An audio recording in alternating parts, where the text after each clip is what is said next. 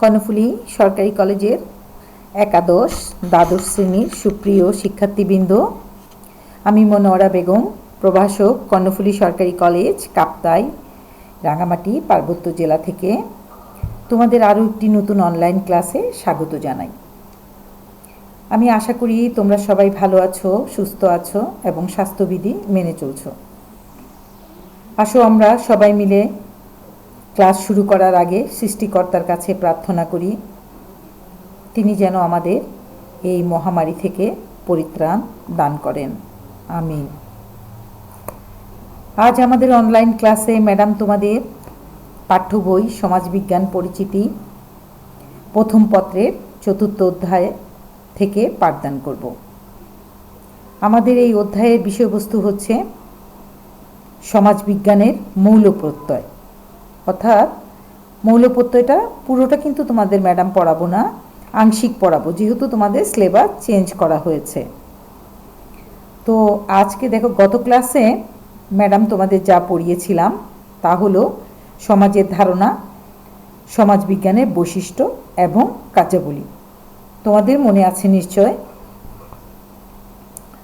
আজ আমাদের আলোচ্য বিষয় হচ্ছে সমাজ বিবর্তনের ধারা, অর্থাৎ ইংরেজিতে যাকে আমরা pattern of the evolution of society বলি। এখন আসো আমরা সমাজের বিবর্তন জানার আগে বিবর্তন শব্দটি বিশ্লেষণ করার একটু চেষ্টা করি। সমাজবিজ্ঞানের ভাষায় বিবর্তন হচ্ছে ক্রমান্বয়ে বা ধাপে ধাপে পরিবর্তন। সমাজবিজ্ঞানীগণ সামাজিক বিবর্তনের কথা বলেন বিভিন্ন সামাজিক ব্যবস্থা দিয়ে ব্যাখ্যা বিশ্লেষণ করে। কেমন বিভিন্ন বিবর্তনের কথা বলেছেন বিভিন্ন সামাজিক ব্যবস্থা দিয়ে অথবা বিভিন্ন সমাজের পরিস্থিতির উপরে পর্যবেক্ষণ করেই কিন্তু তোমার বিবর্তনের ব্যাখ্যা বিশ্লেষণ করেছেন। বিবর্তনের বাংলা শব্দটির ইংরেজি প্রতিশব্দ হচ্ছে ইভলিউশন। এই ইংরেজি শব্দটির উৎপত্তি হয়েছে ল্যাটিন শব্দ ইভল, ইভিওএলভিইআর, ইভোলার থেকে। এর অর্থ হলো উন্নতি বা উন্মোচন। আচ্ছা, তারপরে দেখো হারবার্ট স্পেন্সার কি বলছেন সমাজের বিবর্তন সম্পর্কে। হারবার্ট স্পেন্সারের অভিমত অনুসারে বিবর্তনের নিয়ম জীবজগৎ, জড়জগৎ এবং মানব সমাজের সকল ক্ষেত্রেই কার্যকর হয়। অর্থাৎ বিবর্তন হলো সর্বজাগতিক নিয়ম। তিনি 3 ধরনের বিবর্তনের কথা বলেছেন। একটা হচ্ছে জৈবিক বিবর্তন, একটা হচ্ছে অজৈবিক বিবর্তন, আর একটা হচ্ছে অতিজৈব বিবর্তন। এখানে সোশ্যালজিক্যাল ইভলিউশন অর্থাৎ সুপার অর্গানিক বা অতিজৈব বিবর্তন আমাদের উদ্দেশ্য। এখানে দেখো ম্যাডাম তোমাদের স্লাইডের মাধ্যমে হারবার্ট স্পেন্সারের উক্তিটাও দিয়ে দিয়েছি এবং বিবর্তন কিভাবে ল্যাটিন শব্দ থেকে এসছে সেটাও কিন্তু দিয়ে দিয়েছি। জিনিসগুলো তোমরা এই বিষয়গুলো একটু স্লাইডে দেখে নিবে। আচ্ছা, এখন আসো আমরা সমাজবিজ্ঞানের ভাষায় বিবর্তন অর্থ কি তা একটু জানি, অর্থাৎ বিবর্তন সম্পর্কে সমাজবিজ্ঞানীগণ কি বলেছেন সেই বিষয়ে একটু জানার চেষ্টা করি। আচ্ছা দেখো, সমাজবিজ্ঞানীগণ সমাজের উৎপত্তি ও ধারা বিশ্লেষণ করতে গিয়ে বিবর্তন ধারাটিকে গ্রহণ করেছেন। তবে সমাজ বিবর্তনের ধারা ব্যাখ্যা করার ক্ষেত্রে সমাজবিজ্ঞানীগণ কি করেছেন, ভিন্ন ভিন্ন মত পোষণ করেছেন, অর্থাৎ এক একজন এক এক ধরনের মতবাদ দিয়েছেন। প্রথমত অভিন্ন ধারা। সমাজবিজ্ঞানের অভিন্ন ধারা অনুযায়ী বিবর্তন সর্বক্ষেত্রে অভিন্ন ধারায় সম্পন্ন হয় এবং তা প্রগতিমুখী হয়ে থাকে। অর্থাৎ বলছে যে বিবর্তনটা প্রথমত কি হয়, অভিন্ন ধারায় হয়, অর্থাৎ বিবর্তন সর্বক্ষেত্রে অভিন্ন ধারায় সম্পন্ন হয় এবং তা প্রগতিমুখী হয়ে থাকে। প্রগতিমুখী মানে তোমার উন্নততর অবস্থা, অর্থাৎ যেটাকে ইংরেজিতে আমরা বলি ডেভেলপমেন্ট। তারপরে রাশিয়ান সমাজবিজ্ঞানী কোভালভস্কির মতে মানব সমাজ বিভিন্ন স্তর অতিক্রম করে সর্বশেষে গণতান্ত্রিক স্তরে এসে পৌঁছায়। কি করে মানব সমাজ বিভিন্ন স্তর, অর্থাৎ একটা স্তর থেকে আরেকটা স্তর অতিক্রম করে সর্বশেষে কোথায় আসে, গণতান্ত্রিক একটা স্তরে এসে পৌঁছে। অর্থাৎ কোভালস্কির মতে, তার মতে সবচেয়ে আদিম সমাজ হলো, সবচাইতে যে আদিম সমাজ ওনার মতে সেটা হচ্ছে মাতৃপ্রধান সমাজ।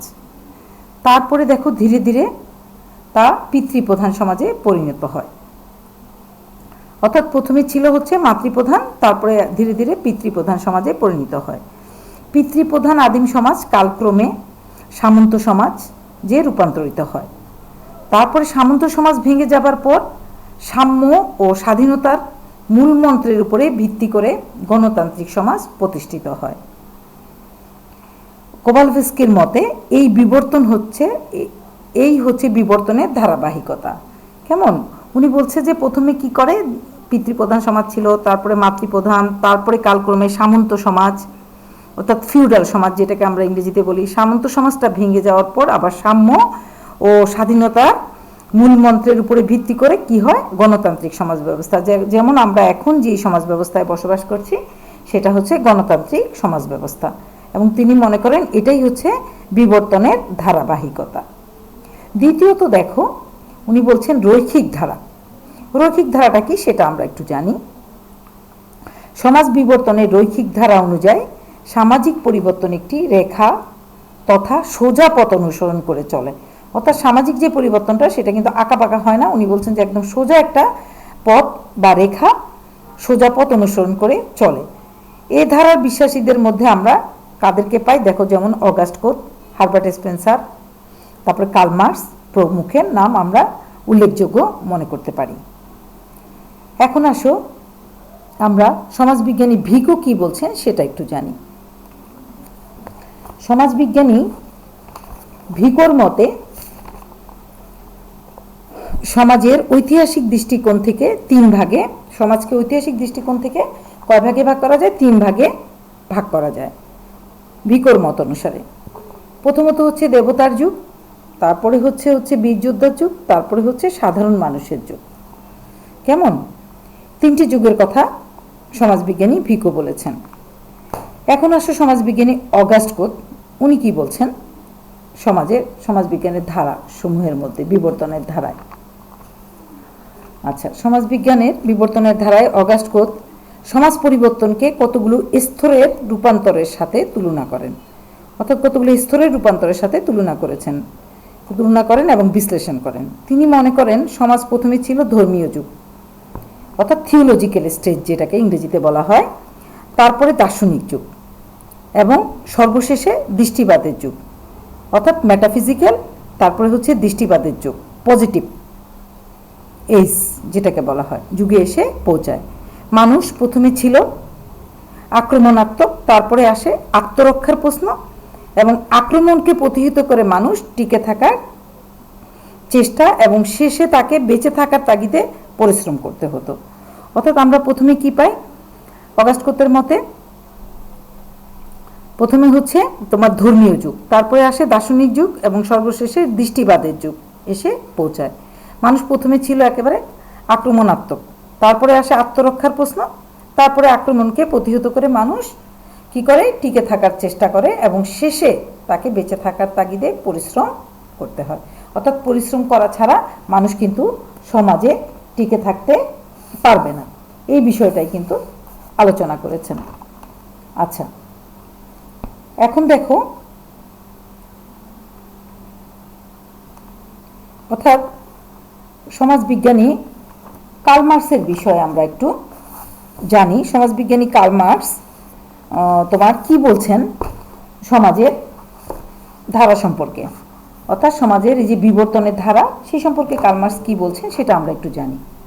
দেখো, সমাজবিজ্ঞানী কার্ল মার্কস বলছেন মানব সমাজের পরিবর্তনের উপাদান হিসাবে তার কাছে দুইটি বিষয় গুরুত্বপূর্ণ। এগুলি হলো উৎপাদন ব্যবস্থার উন্নতি এবং শ্রেণী সম্পর্ক। কি বলছে? উৎপাদন ব্যবস্থার উন্নতি এবং শ্রেণী সম্পর্ক। তার মতে উৎপাদন ব্যবস্থার পরিবর্তনের সাথে সাথে কি হয়? শ্রেণী সম্পর্কের পরিবর্তন ঘটে। অর্থাৎ উনি বলছেন উৎপাদন ব্যবস্থার পরিবর্তনের সাথে সাথে কিন্তু শ্রেণী সম্পর্কের পরিবর্তন ঘটে, এবং এই পরিবর্তনের পিছনে শ্রেণী সংঘাত ক্রিয়াশীল।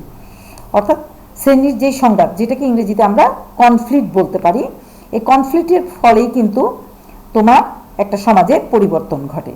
যখন মানুষের অধিকার আদায়ের প্রশ্নে দেখো, অধিকার আদায়ের জন্য কিন্তু দ্বন্দ্ব না হলে, যেমন ধরো শ্রেণী সংগ্রাম না হলে কিন্তু একটা নতুন অবস্থার কখনোই পরিবর্তন ঘটে না। আমরা কার্ল মার্কসের ভাষায় সেটা জানতে পারি। কার্ল মার্কসের মত অনুসারে সমাজ ব্যবস্থার কয়টা ধাপ? 4টি ধাপ পার হয়ে আসছে। অর্থাৎ প্রত্যেকটি ধাপ এক একটি নির্দিষ্ট উৎপাদন ব্যবস্থার জন্য পৃথক। কেমন? যেমন ধরো প্রাচীন যুগের কথা উনি বলছেন, এশিয়াটিক যুগের কথা বলছেন, সামন্ত যুগের কথা বলছেন, পুঁজিবাদী যুগের কথা বলছেন, এবং সর্বশেষে যে উনি কি বলছেন? সমাজতান্ত্রিক যুগের কথা। এবং পঞ্চম ধাপটির উদ্ভব অবশ্যম্ভাবী এইটাও কিন্তু তিনি তার লিখনীতে অর্থাৎ বিবর্তনের ধারার মধ্যে দেখিয়েছেন। তারপরে দেখো আমরা চক্রাকার যে ধারা সেটা একটু দেখি।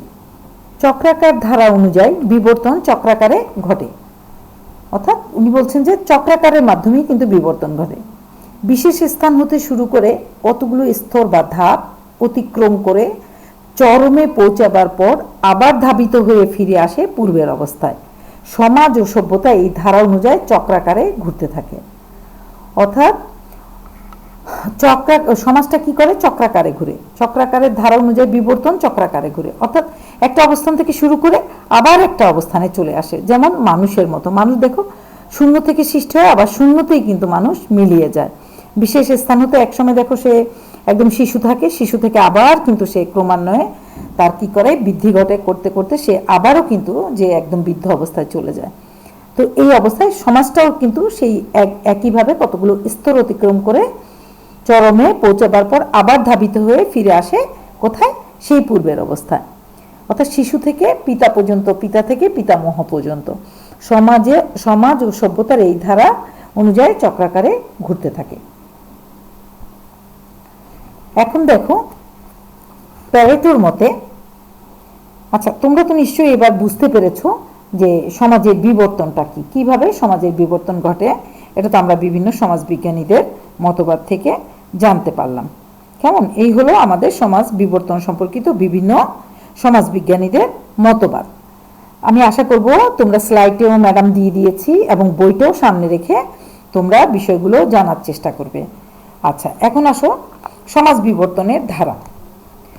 অর্থাৎ সমাজ স্থিতিশীল নয়, সমাজ কিন্তু এক জায়গায় থেমে থাকে না, সেটা আমরা জানি।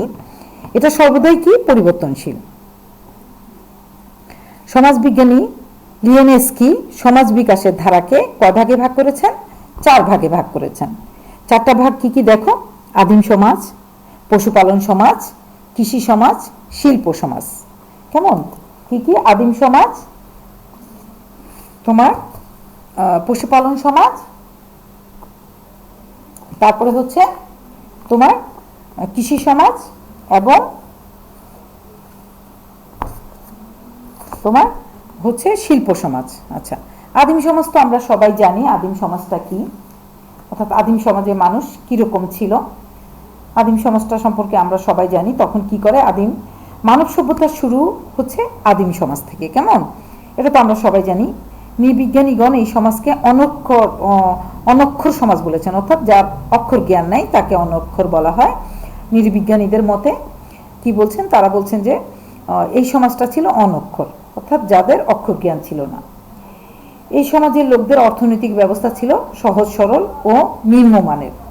তারা কি করত? দলবদ্ধ হয়ে বনে জঙ্গল থেকে ফলমূল সংগ্রহ ও পশু পাখি শিকার করত, এবং নদী নালা এবং খালবিল থেকে মৎস্য শিকার করে কি করত? জীবিকা নির্বাহ করত।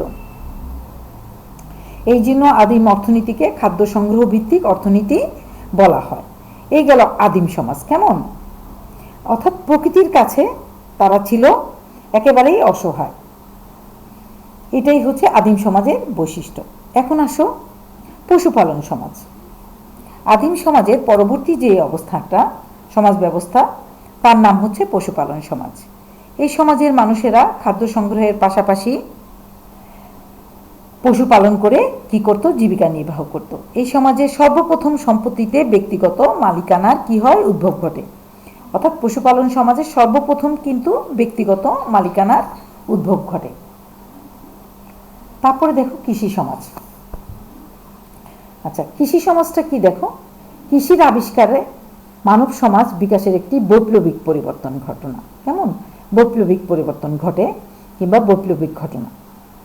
কারণ পশুপালন সমাজে মানুষ যাযাবরের মতো এক স্থান থেকে অন্য স্থানে ঘুরে বেড়াতো, কিন্তু কৃষি আবিষ্কারের সাথে সাথে মানুষ কি করে? স্থায়ীভাবে নির্দিষ্ট একটা স্থানে বসবাস করা শুরু করে। কেমন? তোমার আগের মতো সেই এক খাবারের জন্য কিন্তু পশুপালন সমাজে এক স্থান থেকে অন্য স্থানে যে মানুষ ঘুরে বেড়াতো, সেটা থেকে বেরিয়ে এসে কৃষি সমাজে কি করলো? মানুষ স্থায়ীভাবে বসবাস আরম্ভ করলো। কৃষিকাজ মানুষের খাদ্যের সরবরাহ আরও নিশ্চিত করলো। কেমন? কৃষিতে উদ্বৃত্ত ফসল সভ্যতার কি করলো? সূচনা করলো। আচ্ছা, তারপরে আসো শিল্প সমাজ। কৃষি যুগের শেষের দিকে এবং শিল্প যুগে মানুষ শিল্প কারখানা গড়ে তোলে। কেমন? শিল্প সমাজে কি হয়? কৃষি যুগের শেষের দিকে আর কি, কৃষি যুগ যখন শেষের দিকে একেবারে, তারপরে সেই দিকে শিল্প যুগে মানুষ শিল্প কলকারখানা কি করে? গড়ে তোলে। এই সময় শিল্প, বিজ্ঞান, প্রযুক্তির কিছুটা বিকাশ ঘটে। কৃষিক্ষেত্রে যন্ত্রের ব্যবহার এবং বিদ্যুৎ ব্যবহারের উৎপাদন বহুগুণে বৃদ্ধি পায়। ছোট ছোট শিল্প কলকারখানার পাশাপাশি বৃহদায়তনে শিল্প কারখানা গড়ে ওঠে। সমাজের সৃষ্টি হয় বিভিন্ন ধরনের শ্রেণী এবং শ্রেণী বৈষম্য। কি সৃষ্টি হয়? বিভিন্ন ধরনের, এই যে শিল্প কলকারখানার ফলে শিল্প সমাজে কি হয়? বিভিন্ন শ্রেণী এবং শ্রেণী বৈষম্য শুরু হয়ে যায়, অর্থাৎ শ্রেণীর মধ্যে একটা ক্লাসিফিকেশন চলে আসে। শিল্প সমাজের আবার তিনটি পর্যায় রয়েছে। এগুলি হচ্ছে পুঁজিবাদী সমাজ। পুঁজিবাদী সমাজ তো তোমরা জানো, যাদের হাতে কি থাকে? শ্রমবস্তু এবং পুঁজি সব কিছুই থাকে পুঁজিবাদী সমাজে। তারপরে আসে সমাজতান্ত্রিক সমাজ, তারপরে আসে সাম্যবাদী সমাজ। সমাজতান্ত্রিক সমাজে কিন্তু মানুষের কি থাকে? মানুষের মধ্যে ইকুয়ালিটি থাকে, অর্থাৎ এক সমাজতান্ত্রিক, অর্থাৎ সমাজের মধ্যে সব কিছু কি থাকবে? স্থির অবস্থা থাকবে, সেটাই হচ্ছে সমাজতান্ত্রিক সমাজ। আর সাম্যবাদী মানে সাম্যতা বজায় রাখবে, সেটাই হচ্ছে সাম্যবাদী সমাজ। এইসব সমাজ সম্পর্কে আমরা শিল্প সমাজে জানতে পারি। আচ্ছা, এখন দেখো সমাজ বিবর্তনের প্রত্নতাত্ত্বিক শ্রেণী বিভাগ, অর্থাৎ সমাজ যে বিবর্তনের প্রত্নতাত্ত্বিক শ্রেণী বিভাগটা আমরা একটু দেখি। প্রত্নতাত্ত্বিকেরাও সমাজ বিকাশের ধারাকে কি করেছে? চারটি ভাগে ভাগ করেছেন। এই চারটি ভাগ কি কি? দেখো ম্যাডাম, তোমাদের স্লাইডে দিয়ে দিয়েছি চারটি ভাগ, এখন একটু বিশ্লেষণ করে দিচ্ছি ম্যাডাম। আচ্ছা, দেখো প্রাচীন প্রস্তর যুগ। কেমন? চারটি ভাগের মধ্যে আমরা কি পাই? প্রাচীন প্রস্তর যুগ, তারপরে পাই আমরা নব্য প্রস্তর যুগ, তারপরে আমরা পাই ব্রোঞ্জের যুগ, তারপরে লৌহ যুগ। কেমন? প্রাচীন প্রস্তর যুগে আমরা কি দেখতে পাই? দেখো, প্রাচীন প্রস্তর যুগ বলতে পাথরের হাতিয়ার ব্যবহারের সংস্কৃতিকালকে বোঝানো হয়ে থাকে। প্রাচীন প্রস্তর যুগ বলতে সেই যুগ বা কালকে বোঝানো হয় যখন আদিম মানুষ কি করত? ভোঁতা এবং অমসৃণ যে হাতিয়ার ব্যবহার করত, ভোঁতা এবং অমসৃণ। এই যুগে আজ থেকে 6 লাখ বছর আগে, কয় লাখ বছর আগে? 6 লাখ বছর আগে আরম্ভ হয়েছিল এবং তা 10,000 বছর আগে শেষ হয়েছিল। প্রাচীন প্রস্তর যুগে আবার কিন্তু শ্রেণী বিভাগ আছে, যেমন ধরো নিম্ন প্রাচীন প্রস্তর যুগ, মধ্য প্রাচীন প্রস্তর যুগ, উচ্চ প্রাচীন প্রস্তর যুগ। কেমন? নিম্ন প্রাচীন প্রস্তর যুগ হচ্ছে খ্রিস্টপূর্ব 60,000 বছর থেকে খ্রিস্টপূর্ব 10,000 বছর। তারপর দেখো মধ্য প্রাচীন প্রস্তর যুগ, সেটাও খ্রিস্টপূর্ব 10,000 থেকে খ্রিস্টপূর্ব 30,000। তারপর খ্রিস্টপূর্ব 30,000 থেকে খ্রিস্টপূর্ব 1000। উচ্চ প্রাচীন প্রস্তর যুগটা, এই যে দেখো প্রস্তর যুগ, এগুলো কিন্তু তোমাদের সময়কাল এবং প্রস্তর যুগের যে অবস্থান, এগুলো তোমাদের বইতে দেয়া আছে। তোমরা একটু বইটা সামনে নিয়ে পড়লে বিষয়গুলো আর একটু পরিষ্কারভাবে জানতে পারবে। এখন আসো নব্য প্রস্তর যুগ। প্রাচীন প্রস্তর যুগ গেল, এখন নব্য প্রস্তর যুগে 7,000 বছর অব্দের আগে নব্য প্রস্তর যুগের সূচনা হয়। কোথায়? মধ্যপ্রাচ্যে, পরে ভূমধ্যসাগরীয় অঞ্চলে এবং সর্বশেষে 25,000 খ্রিস্টপূর্ব ব্রিটেনে। কেমন? প্রথমে কোথায়? ভূমধ্যসাগরে, মধ্যপ্রাচ্যের, পরে ভূমধ্যসাগরীয় অঞ্চলে এবং সর্বশেষে 25,000 খ্রিস্টপূর্ব ব্রিটেনে। সংস্কৃতি ও সভ্যতার ইতিহাসে এই যুগ অর্থনৈতিক, এই যুগে কি কি আসে দেখো? অর্থনৈতিক, সামাজিক, ধর্মীয় ও অন্যান্য আবিষ্কারের ক্ষেত্রে অনেক উন্নতি সাধন করেছিল। এই যুগের মানুষ কি কি করেছিল? উৎপাদন ব্যবস্থায় প্রাচীন প্রস্তর যুগ অপেক্ষায় অনেক উন্নতি সাধন করেছিল, অর্থাৎ অনেক উন্নতর অবস্থায় চলে গিয়েছিল।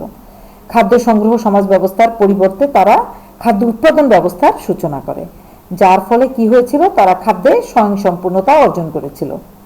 পরবর্তীকালে স্থানীয় চাহিদা পূরণ করে তারা অতিরিক্ত খাদ্য কি করত, উৎপাদন করে, যার ফলশ্রুতিতে কি হয়, বাজার ব্যবস্থা গড়ে ওঠে। কেমন, অতিরিক্ত খাদ্য উৎপাদন করার ফলে তাদের কি হয়, বাজার ব্যবস্থা গড়ে ওঠে। এই জন্য এই যুগকে গর্ডন চাইল্ড এই যুগকে নবপলীয় বিপ্লব বলে নামে আখ্যায়িত করেছিলেন। এই যুগকে কি বলেছিলেন, নবপলীয় বিপ্লব নামে আখ্যায়িত করেছিলেন। আচ্ছা, এখন আসো ব্রোঞ্জ যুগ। খ্রিস্টপূর্ব 4000 থেকে 3000 অব্দের মধ্যে মিশর, ভারত, মেসোপটেমিয়া ও চীন ব্রোঞ্জের ব্যবহার শুরু হয় এবং তা 1400 অব্দ পর্যন্ত কি হয়, স্থায়ী হয়। এই সময় মানুষ কি করত, টিনের সঙ্গে তামা মিশিয়ে ব্রোঞ্জ তৈরি করত। কিসের সাথে, টিনের সাথে তামা মিশিয়ে ব্রোঞ্জ তৈরি করত এবং তা দিয়ে অনেক উন্নত মানের হাতিয়ার তৈরি করত। ব্যবসা বাণিজ্য আন্তর্জাতিক রূপ লাভ করে কিন্তু এই যুগে। তারপরে এই যুগে দেখো মানুষ সমুদ্র পথে যাতায়াতের জন্য আকাশের তারা দেখে দিক নির্ণয় করা শুরু করে। এই যুগে কি করে, মানুষ যাতায়াতের জন্য আকাশের তারা দেখে দিক নির্ণয় করা শুরু করে এই যুগে। নব্যপ্রস্তর যুগের সূত্রপাত হওয়া লিখন পদ্ধতি বহুলাংশে উন্নতি লাভ করে এই যুগে। তারপর দেখো এই যুগে চাকা আবিষ্কৃত হওয়ায় এই যুগের মানুষ চাকাওয়ালা গাড়ি কিন্তু ব্যবহার করে, সেটা কখন, ব্রোঞ্জ যুগে। আচ্ছা, তারপরে আসো লৌহযুগ।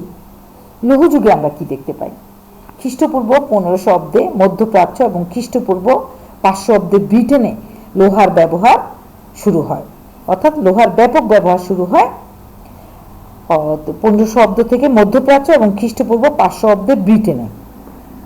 এই সময় লৌহ নির্মিত কুঠার ও লাঙ্গলের আবিষ্কার হওয়ার ফলে কি হয়েছিল, কৃষিকাজে আরো সহজতর হয়েছিল। কেমন, লৌহযুগ হচ্ছে আধুনিক সভ্যতার যুগ এবং এই যুগের মানুষ আধুনিক সমাজ ব্যবস্থার কি করে, প্রবর্তন করে। আধুনিক সমাজ হচ্ছে সেই সমাজ যেখানে মানুষ শিল্প কলকারখানা স্থাপন এবং কৃষিক্ষেত্রে যান্ত্রিক কলা কৌশল প্রয়োগের মাধ্যমে কি করে, যথেষ্ট অগ্রগতি সাধন করেছে। অন্যান্য যুগের তুলনায় এই যুগ অন্যান্য বৈশিষ্ট্যের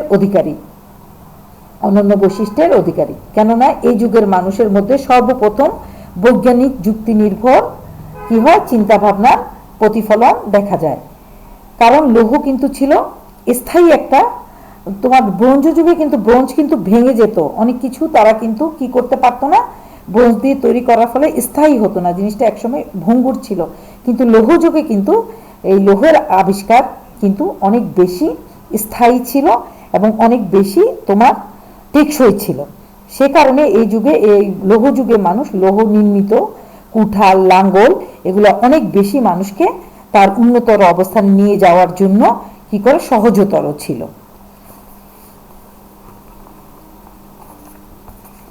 এখন আসো, এই গেল আমাদের তোমার অর্থাৎ সমাজ বিবর্তনের প্রত্নতাত্ত্বিক শ্রেণী বিভাগ। কেমন, সমাজ যে বিবর্তনটা ঘটেছে সেটা প্রত্নতাত্ত্বিক শ্রেণী বিভাগ আমরা পড়লাম,